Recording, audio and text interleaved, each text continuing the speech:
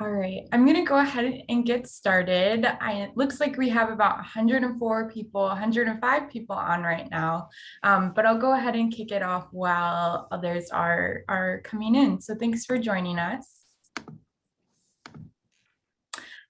This is the SEMCOG University webinar on IDEP Alert Observer training. We're excited to have you join us today to learn more about illicit discharges and really just get that first introduction to being able to identify them.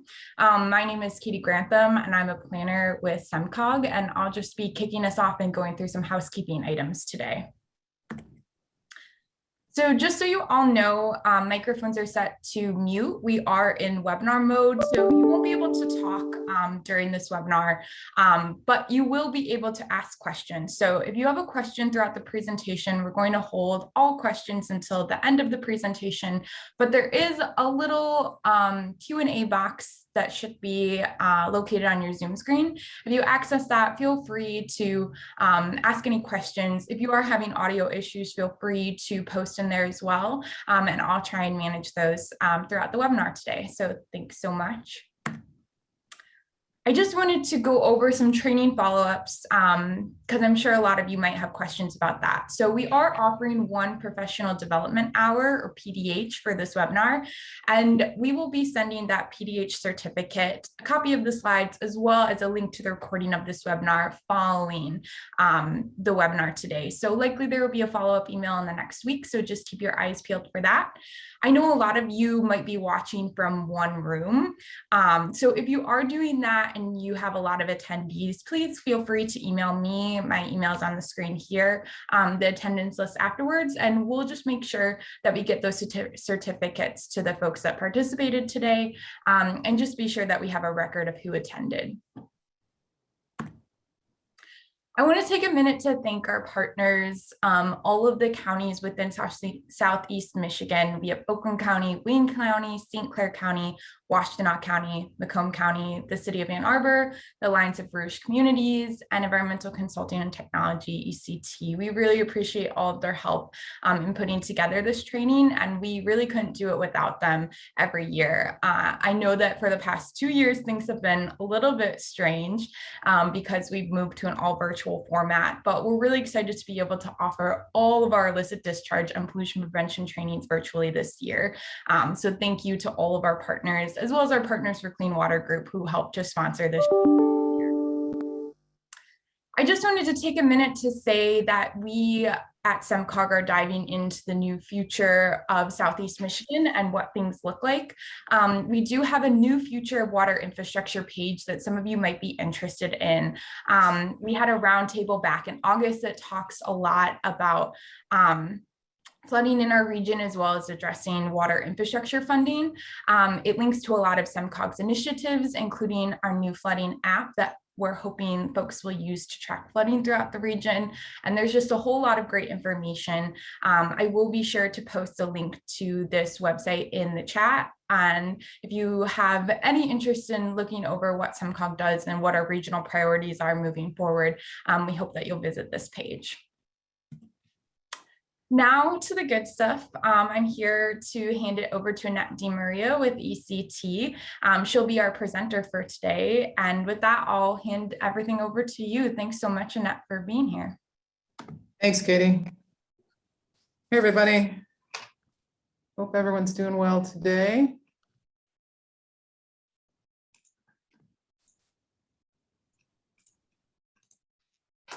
All right, should be getting started. So today's training is similar to what we did last year, but a little different in that we have actually formally divided the Wayne County Illicit Discharge Elimination Program training. You can see why we abbreviate that as IDEP, our IDEP training, into 2 modules for the purposes of doing it virtually. Module 1 is the Alert Observer training. Here is where we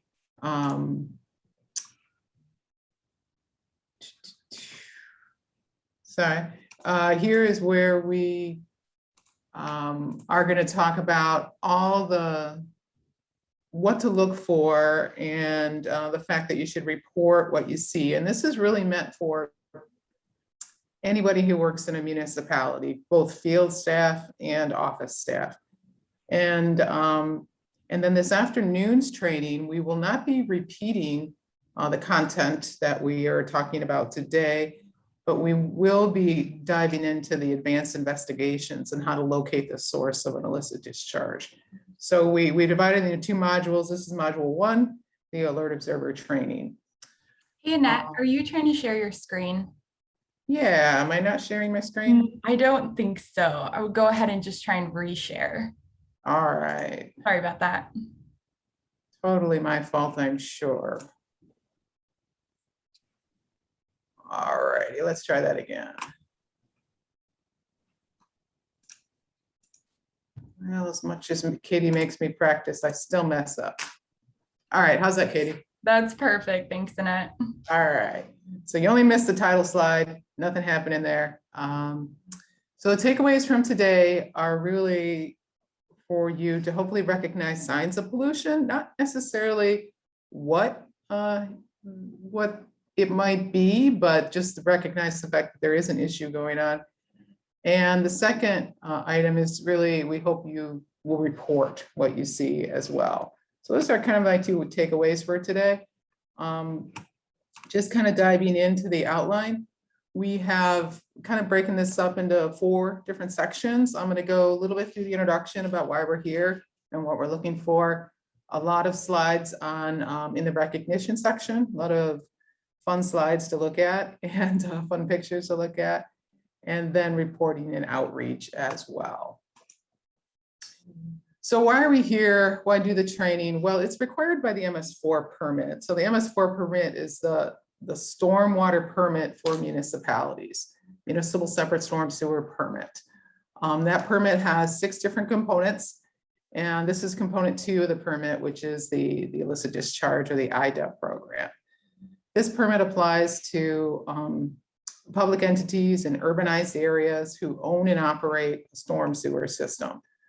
So if you have a storm sewer system and located in an urbanized area, such as a lot of Southeast Michigan, this map here shows which communities are in the urbanized area. Anybody with color, anybody who's not kind of in white, is part of the regulated urbanized area. And this is actually from 2020 or 2000 with some updates from 2010.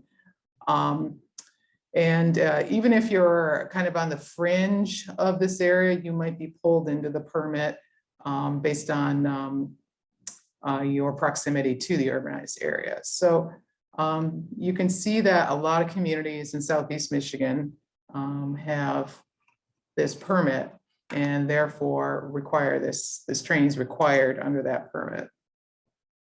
So the goal of the IDEP program is kind of simple to say, hard to do, which is really to prevent and identify and eliminate pollution sources getting into stormwater. So not just sewage, but also chemicals and other things that can get into stormwater. So it sounds simple, but it's actually kind of hard to do. Before we kind of move forward, we should talk about what's an illicit discharge and illicit connection, so we're all familiar with those terms. An illicit discharge, these are the discharges we're trying to eliminate under this program, and it's a discharge not entirely comprised of stormwater or uncontaminated groundwater, unless the discharge is allowable by a state permit. So some examples of illicit discharges are failing septic systems or septic fields that leak into a storm ditch or a storm drain, spilling or dumping of materials, or mishandling of materials. All these things are examples of illicit discharges. The picture on the right is a loading dock that was in the back of a doggy daycare facility. So the daycare facility back door, which you see in the picture, entered this platform of the loading dock and used that area behind the fence for where the dogs went to relieve themselves. Well, that drained down into the truck well, as you can see, kind of going down the wall there.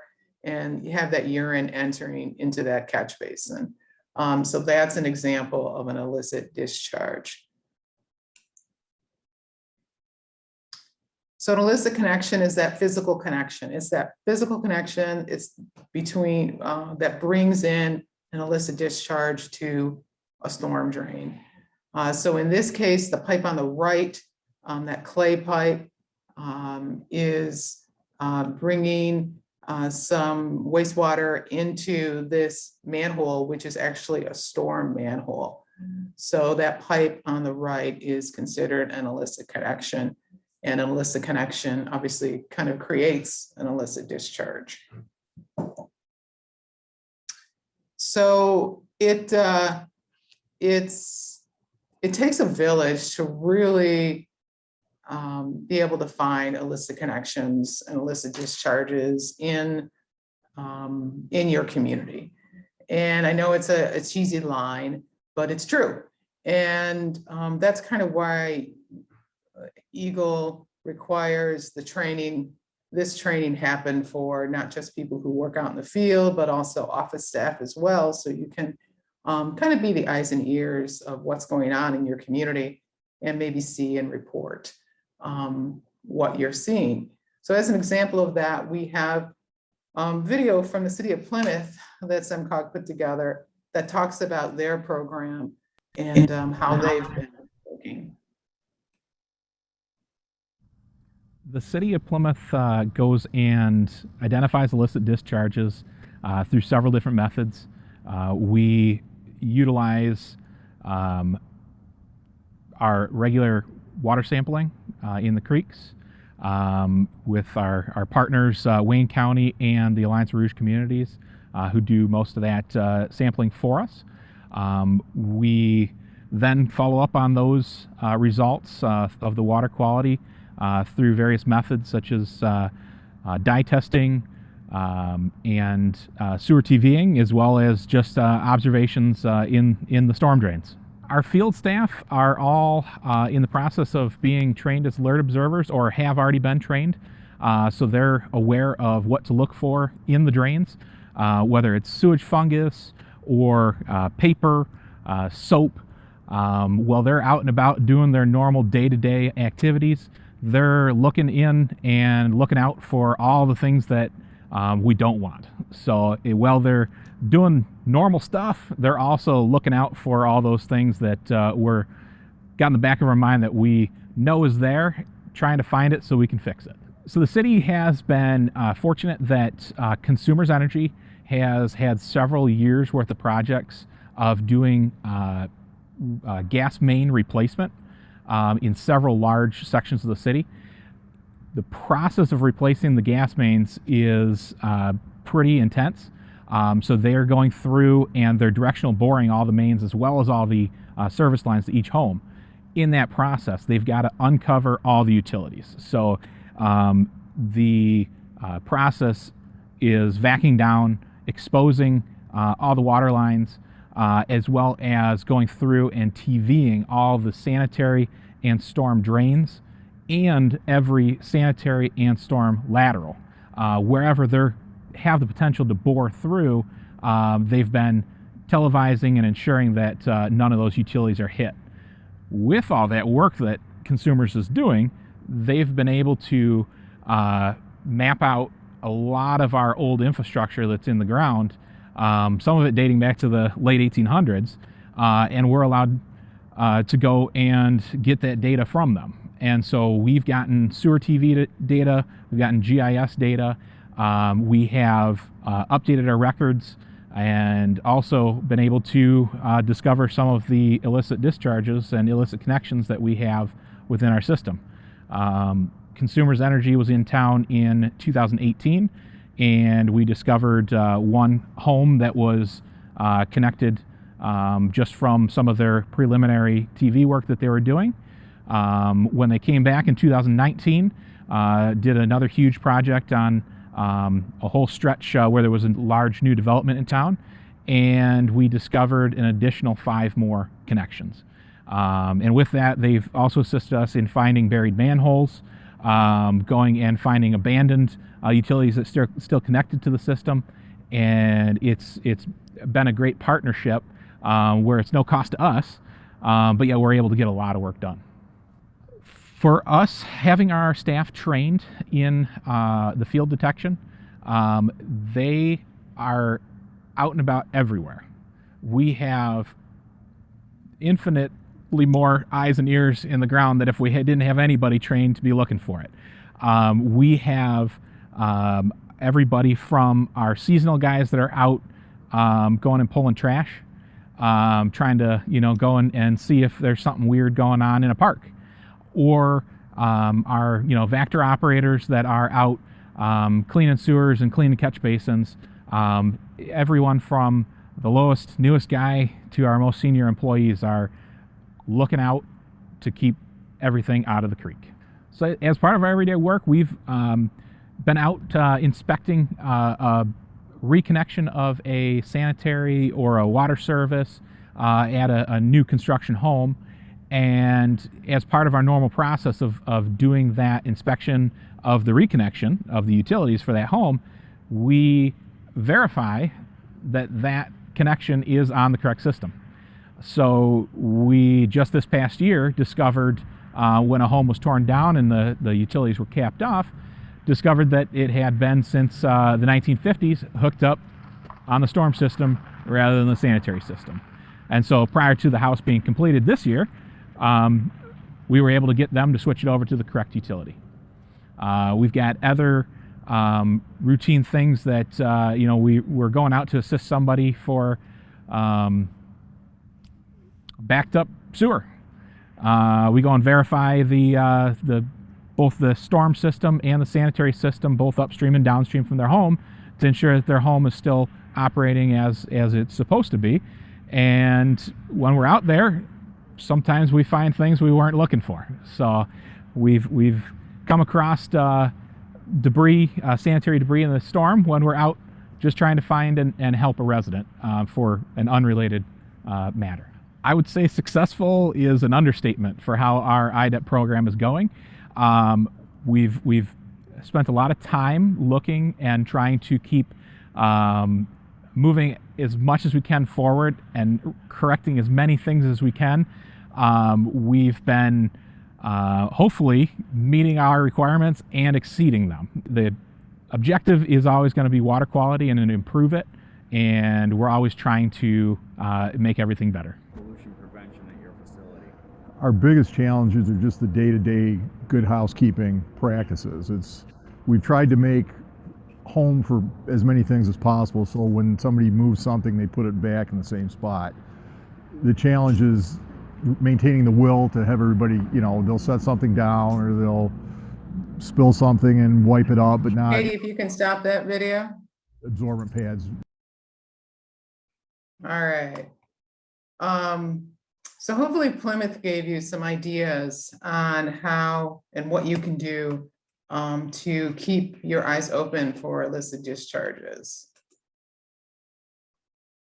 So the next section of the presentation kind of goes into the recognition.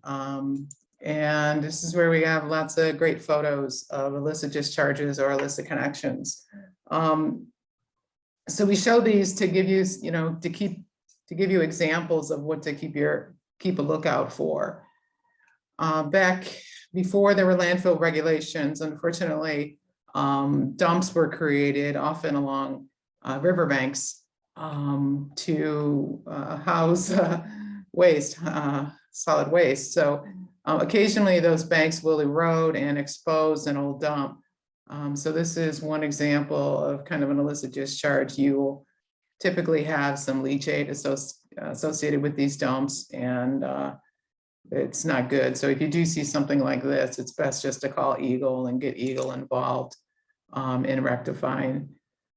In rural areas where you have some agricultural practices going on, you might have manure being stored on various properties. Here's a picture on the left of manure being stored kind of over the fence. But this, what you can't tell, it's along a stream bank. And with stormwater, the runoff it actually can leach off into the ditch, kind of like shown on the right. So that yellow staining is the result of runoff getting into the ditch. And this is a storm drain here owned by the county from that manure pile. So this is something that it's a little harder to see during normal conditions, but when the ditch was frozen, it was really obvious to see what was going on. Another example is organic waste. Now, this was a really, the first time I'd seen this was just a couple years ago. And this is the outlet we came across. And this white stuff was here, and there was some black material. I don't even know how to describe it. It smelled a little funky, but really it was more or less kind of the physical signs that we saw. So this is a sample bottle with these white and black chunks of stuff on the side of the bottle. And then this is what a sample of the discharge looked like. It was very cloudy. So clearly that was not stormwater. Here we trace this up not too far, maybe 1,500 feet to 2,000 feet up to a restaurant who was dumping their food waste into the catch basin behind the building. Not sure why they were doing that, but the city got out there and explained to them that that wasn't allowed, and got them to clean that up. So that was an unusual situation for me. And, you know, it demonstrates that I didn't really have to know what was going on by the signs of what I saw in the discharge, but knowing enough to say, okay, let's move upstream and see if we see this weird stuff. And we basically went to the very top of the drain, the very start of the drain, which is where that restaurant was dumping in. Another example that happens occasionally is people rinse out their concrete trucks or their tools and whatnot and throw that discharge into a catch basin or directly into the river itself. And in this case, those discharges are white in nature. The catch basin will look like this also if you have rinsed off like drywall compound from your tools and whatnot. So there's another sign of an illicit discharge. Failing septic system is can create an illicit discharge as well.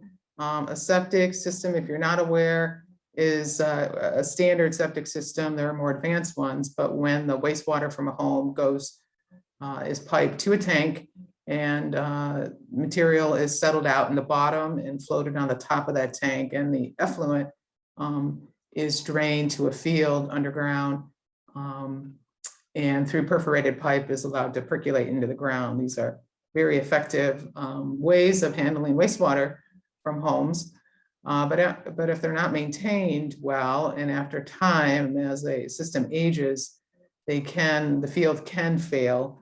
And when that happens, you'll get soggy grass, soggy soil on top of it because it's not draining. And that's what these two pictures are showing. In this case, the water was kind of leaching into a nearby storm sewer where we were getting very high counts of E. coli bacteria. And this was part of the issue as to why we were getting those high counts.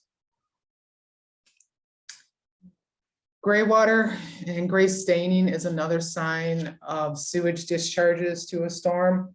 On the left, it's that gray staining underneath that pipe. This was a connection from a septic tank, a direct connection. We call those cheater pipes into a storm drain. Don't know how long that was going on before we found it, but that was a clear sign that this was sanitary water coming through. And the picture on the right is an open ditch, open drain where there was sanitary wastewater going into that drain as well. So black or gray discharge are good signs of sanitary water, wastewater getting into the storm. If you're happen to be a DPW person watching and you do some CCTV videos of your storms, maybe you're looking for a condition assessment, but you can also look for illicit connections this way. I think we have some video that we did recently of a drain in Oakland County that Katie will bring up, showing one situation where we came across. So this is a storm drain. We're heading towards this connection on the left here. This was supposed to be a foundation connection, but instead it was their sanitary. The CCTV operator pointed out the splash zone, so to speak, on the opposite side of the pipe where you had toilet paper debris kind of stuck to the side of the pipe. And then you've got that sanitary debris that you're seeing in the bottom of the screen as well, that you shouldn't necessarily find in a storm sewer.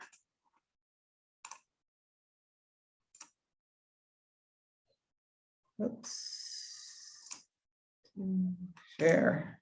All right.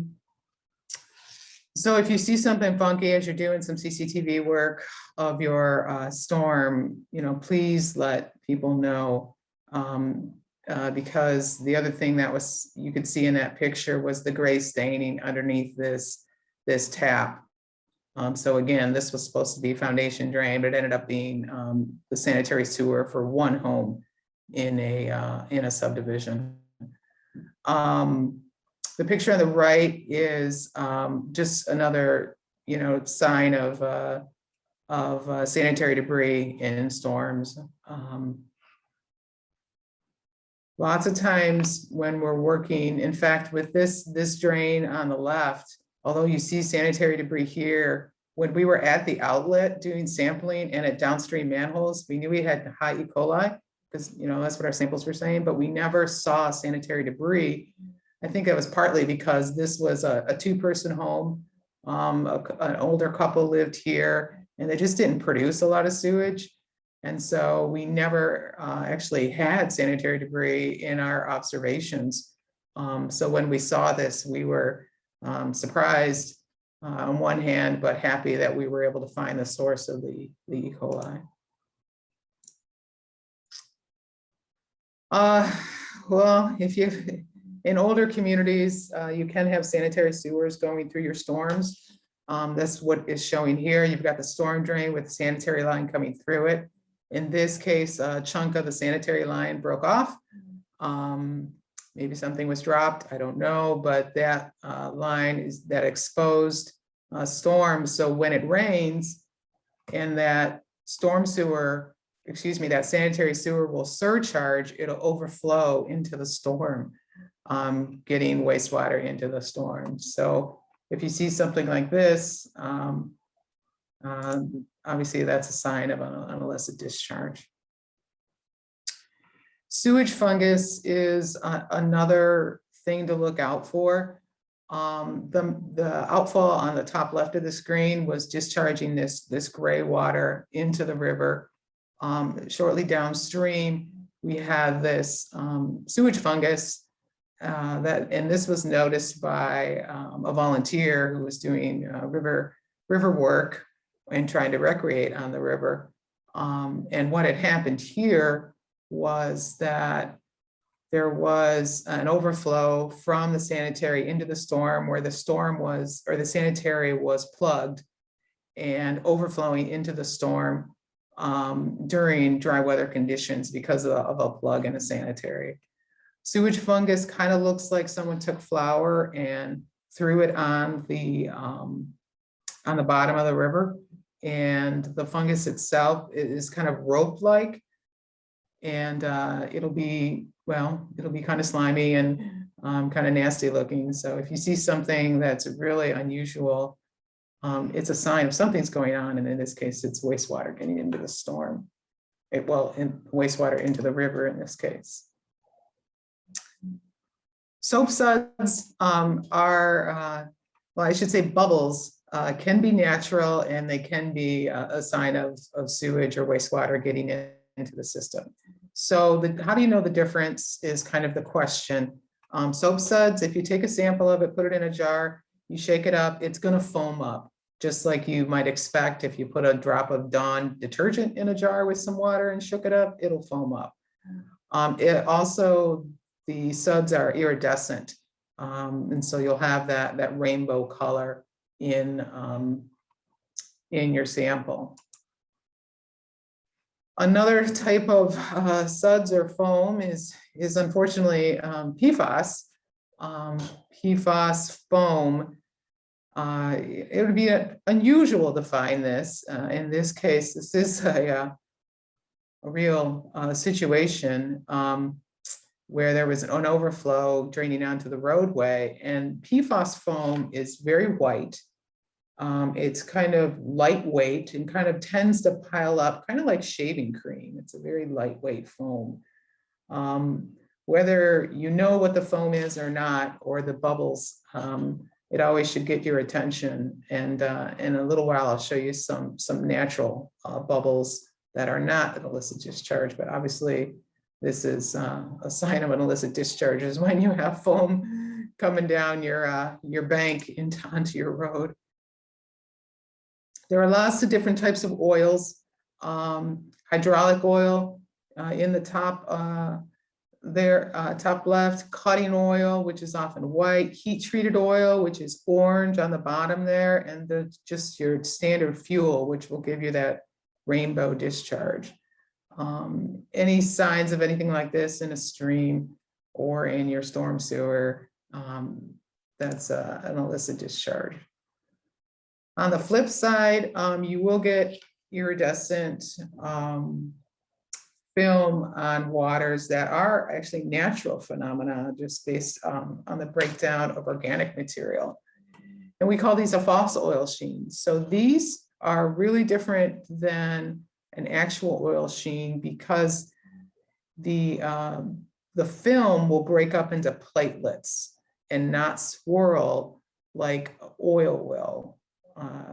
So if you see something where you're wondering if it's really oil or if it's a false oil sheen, just take a stick, swirl it into the film that you're seeing. And if it breaks up into platelets, then it's natural. If it doesn't, if it swirls, then that's actual petroleum and needs to be addressed. Here's a natural sign of foam. Basically, when water gets agitated, it can foam up without the presence of a soap or wastewater. Natural foam also often is dirtier. It has other tannins and debris in it. But again, if you see even this white foam kind of at the bottom of the picture, if you see that by itself, which we just saw this on Monday, in an area that we're highlighting for illicit discharge investigations. Collect a sample of it, shake it up, look at it, is it iridescent? If it doesn't foam, it's natural. Iron bacteria can look pretty alarming in your rivers and creeks and can get in your storm drains as well. Some areas in Southeast Michigan have a high iron content in the groundwater. And when that's released out into a stream or the air, the iron precipitates out and causes this orange film on the bottom of your creek or river or at your outlet. So this is a natural phenomenon and not an illicit discharge. Calcium buildup. Calcium is kind of white, off-whitish. Will build up into foundation drains where there are really high calcium levels in the groundwater surrounding your pipes. This kind of buildup, which is in this, again, this storm drain, this is the kind of connection we were looking for in that other video. In essence, we thought, because this is one of the groundwater, this is a sump discharge from around the house, but it has a lot of, in this neighborhood, had a lot of high calcium content in it. It's not an illicit discharge. Obviously, it's an issue with the blockage, both the city storm sewer and from the lateral from the individual home, but not an illicit discharge. So from here, we're going to move on to reporting and talk about the elements of reporting. So really what we're thinking about is here is just tell somebody, submit, record it, track it, and report it. Who do you submit your complaints to if you see something as part of your day-to-day work is really based on where you're at. It can depend based on jurisdiction, but typically the DPW department or DPS department, or if you're in a county or environmental unit, those are the kind of people who you report illicit discharges to, or suspects when you suspect an illicit discharge. When you do report something, it's really helpful to have a time, location. A picture would be great. We all have our cell phones with our cameras these days, and be able to, it's helpful if you can describe any odor or color or clarity, why you thought it was an illicit discharge to start with. And timely reporting is important as well. This is an example complaint form that you can use. Katie will post that in the chat. The link to this, the link is also in this presentation that you will get a copy of. So this is just one example of a form you can use to record your complaints. It's important that you do record them because Eagle is looking for that information during an audit and as part of your progress reports, and is part of, and it's also important that you track the investigations as well and have some kind of closure to whatever issue is being complained about. And sometimes the complaints, you can't repeat what they saw. It's gone. With intermittent discharges, you might miss it by the time that the investigators get out there. That's okay, but it just it reminds you to kind of keep your eyes out for something like that again. Sometimes it takes multiple tries in order to be able to backtrack. Other options besides paper forms is you can track and record in your asset management system. Everyone has different sophistication levels. This is just one example of Oakland County's system that they use to record complaints. I already talked about reporting. If you're in the Rouge watershed and if you're part of the collaborative illicit discharge plan, we report every 2 years to Eagle. In fact, our next report is due in 2022 by April 1st or something like that. So this is just one example of report that goes to Eagle as part of your progress reports. So a few outreach tools. Again, we're talking today to municipal representatives and their staff. But the public can also be helpful in identifying illicit discharges.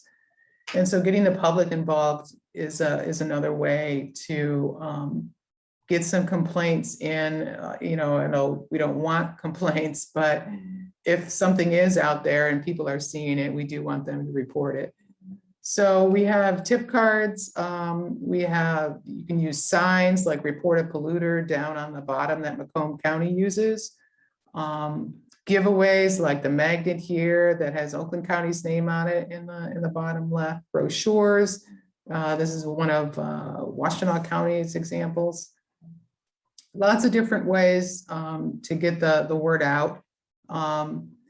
In the tip card that we'll give you a link to as well, we've got all the phone numbers, these phone numbers on the screen of who to call at the county level when you see an illicit discharge. So we have everyone here in Southeast Michigan.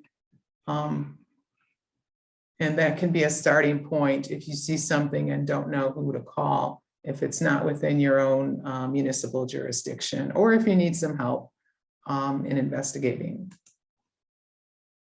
Another example of using a newsletter to educate the public. I was really pleased to see this a couple years ago from Bloomfield Township. I hadn't seen the words illicit discharge being used before, so it's good to get the public involved in our kind of vernacular, and so we can all talk about the same language. But basically, the solid waste update newsletter said preventing illicit discharges and gave examples: oils, fuels, paints from entering the storm sewer and ditches. Help keep rivers clean. You know, do your part by disposing of waste properly, and you know, reporting things as well. So, and there was a reporting number inside this brochure as well. So just a great example. Social media posts. This is an example of the ARC's Facebook page on the right. Just making people aware that dumping their lawn clippings along the side of the road or in a ditch or river is an illicit discharge, and don't do it. If you see this, kind of report it. And then we, on the ARC's website, we also have kind of a description of what to look for. And if it looks bad, smells bad, is unusual. In the past few years, Macomb County has done an excellent job of creating video content in the Public Works Office to let, to educate the public on what it is they do as part of their everyday work. And in one case, they made a video of one of their drains, and I forget the name of it, where the commissioner talked about the fact that they look for illicit connections as part of their everyday drain cleanout work. And I thought that was a pretty neat way to get people involved as well.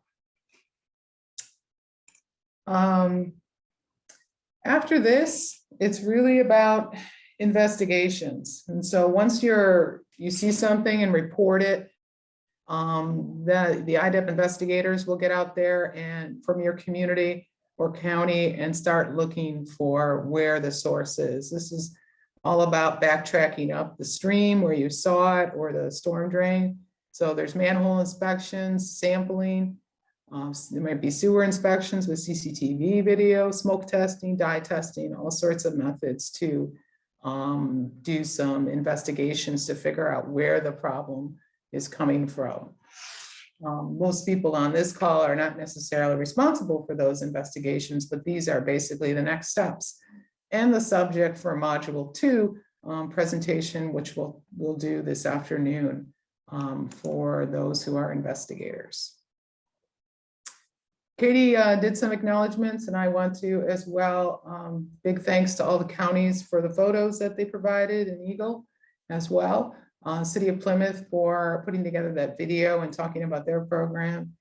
SEMCOG for keeping us organized and leading the way and doing these webinars, especially in these times where we can't get together as much as we want to. These kind of efforts, these kind of collaborative efforts are really appreciated. And with that, I will open it up for questions.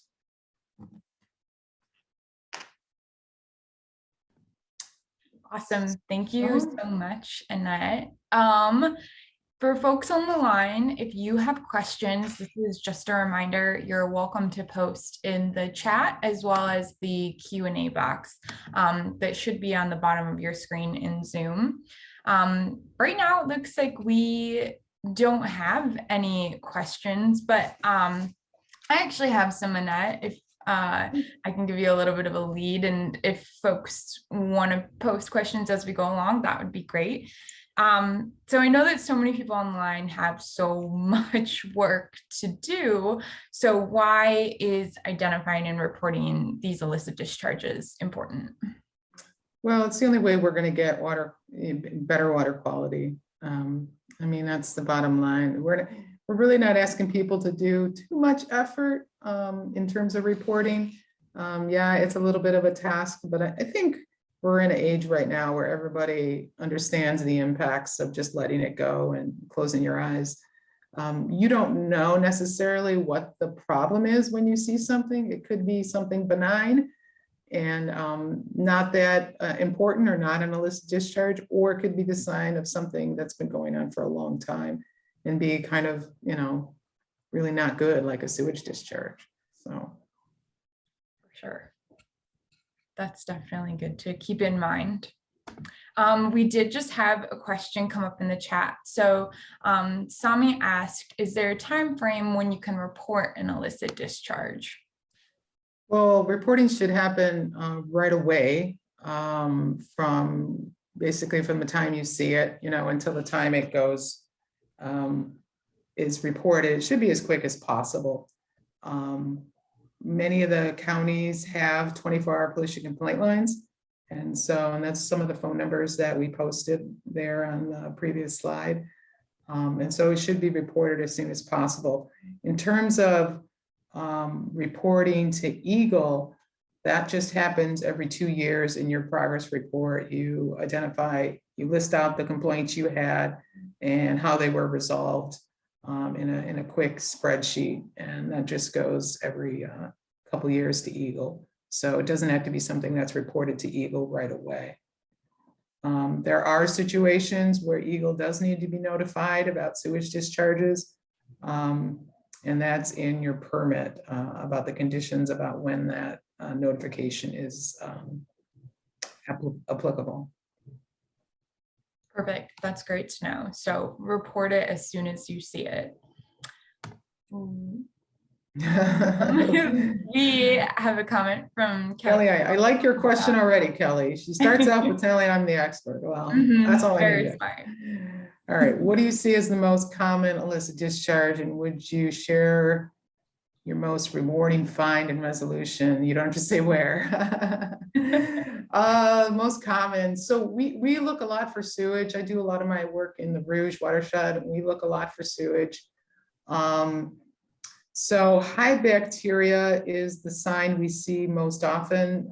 These days we have the ability to show the difference between background bacteria, I'll say, and sewage discharges, because we have this DNA testing process.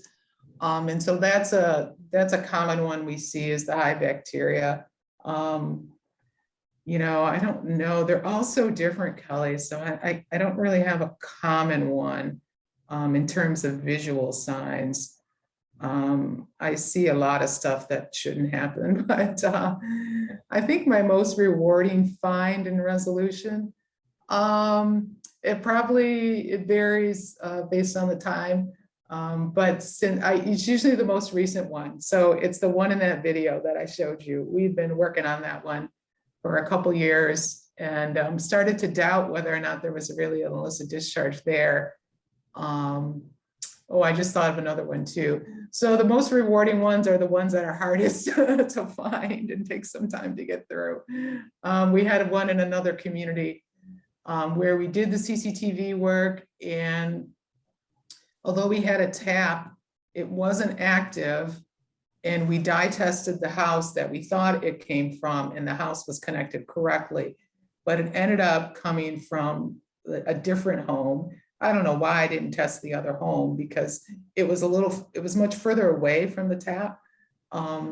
So in that case, that was really rewarding. That was like a house that was turned into like a triplex. And so there's 3 different families living in there. So that was kind of fun too. Thanks for asking, Kelly. We can tell by your smile and laugh that you really enjoy doing this work. Yeah. I mean, you know, it's just, it's really rewarding because it's really a direct connection to water quality. And when we eliminate these things, it just improves water quality just so much. So yeah, I find it kind of rewarding, and it's puzzling and interesting. So it's fun. For sure.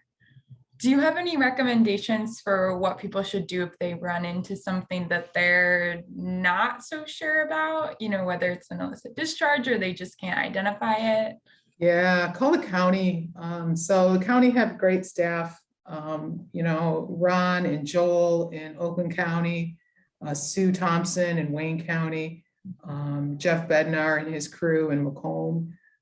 Those are the names I can think of offhand. You know your county environmental folks, you probably know them. If they get stumped, they call me, or you can call me. I've done a lot of several just individual IDEP investigations for municipalities when things show up that are very strange. And it's always interesting about, you know, what we find. So yeah, any of those options are good options. Perfect. So we'll put your personal cell phone number in the chat. Call Annette at 3 a.m. if you find something. You notice I didn't put my phone number in the slides. So. Yeah, I think that's smart. Awesome. Well, I don't have any more questions for you, and I don't see any more coming in. So are you comfortable with letting everybody get a little bit early start on lunch? Absolutely, myself included. So thanks Great. for the opportunity. Appreciate SimCog putting this on, and thanks for everyone who was listening. Yeah. Give me a call, shoot me an email if you guys have questions anytime. Perfect. Okay. Thanks so much, Annette. You did a wonderful job presenting, and thank you to all of the attendees. I was so happy to see we had over 160 folks on today. So happy to get the region educated on this really important topic. If you have any questions, feel free to reach out to Annette, reach out to me. And like I said, we'll be sending out a follow-up email with those professional development certificates and all information that you guys might need in the future. So thanks everyone. Have a great day.